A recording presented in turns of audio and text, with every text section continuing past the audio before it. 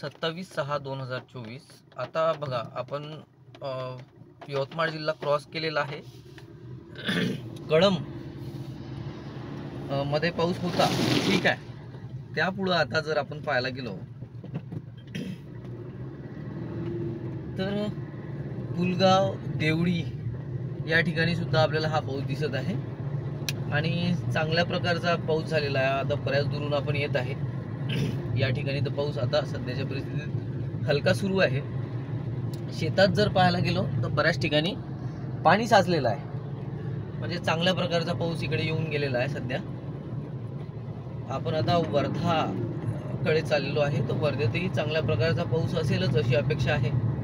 जसं आपण कालच्या व्हिडिओमध्ये सांगितलं होतं की विदर्भात बऱ्याच ठिकाणी पाऊस राहील आणि काही ठिकाणं सांगितले होते. आता कालचा व्हिडिओ बऱ्याच लोकांनी शेतकऱ्यांनी पाहिला असेल, ठीक आहे.